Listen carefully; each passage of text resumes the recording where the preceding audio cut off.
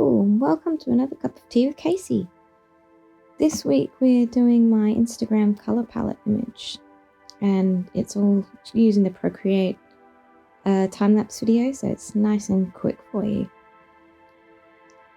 So this just starts out with me trying to decide on the character I want to draw for it.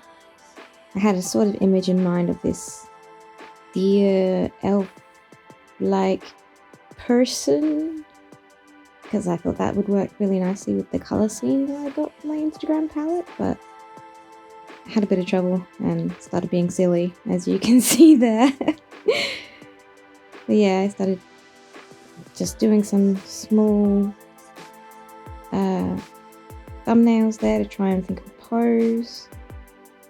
And yeah, this is more like the completed one.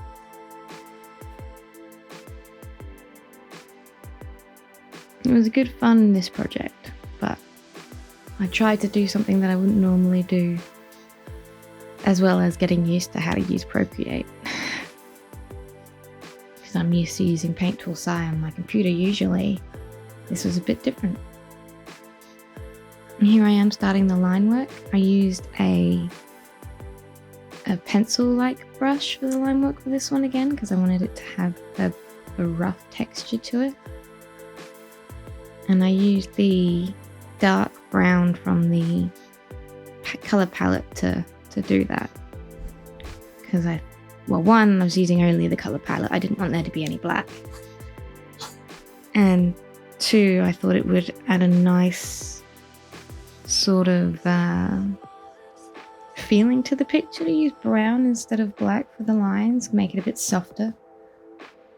Colored lines are always much nicer in my opinion. It just brings something else to a piece. And as you can see, I'm attempting a background. Not usually my thing. Backgrounds are hard, but it's my New Year's resolution to get better at them, you know? Here I'm just roughing out where I want the colors to go, trying to decide what I think will look where, because a lot of the colors are very similar along the bottom of my palette there, so I had to try and put them in places where you'd be able to see the contrast. Sorry, that's me drinking my cup of tea. I hope you've got yours.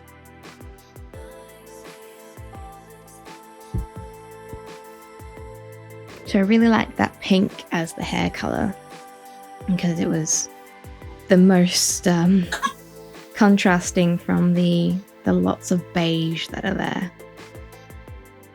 But I didn't want to use it too much because then it would lose the contrast. So I kept it sort of minimalist throughout the whole piece. And I'm adding some texture to the edges of the brown there. I wanted them to sort of look like she was wearing leaves for clothes, but I don't know if I quite got the effect right. I'll have to work on it better next time, if I ever draw this character again. We all know that we make millions of OCs doing these things, but hardly ever see them again. I'll have to make sure I try and use her. She needs a name though, so give me some suggestions in the comment section down below. We'll try and get her a name. And that's my baby girl, putting her input in. We think we should call her huh?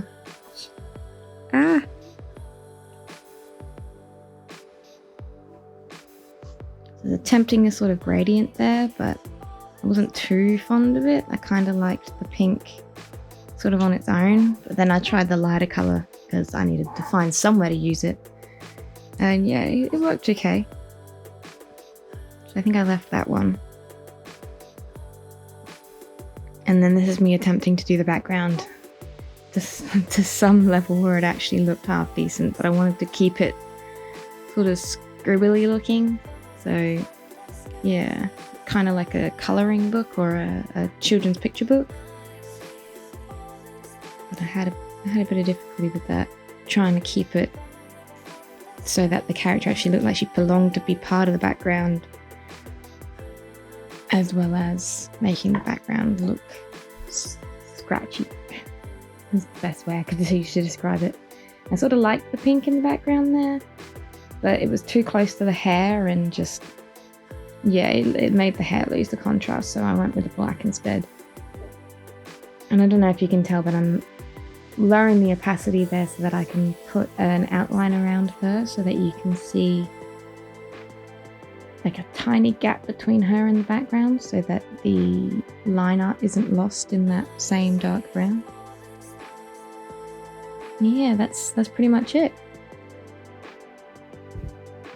So thanks for watching, and I hope to see you next week.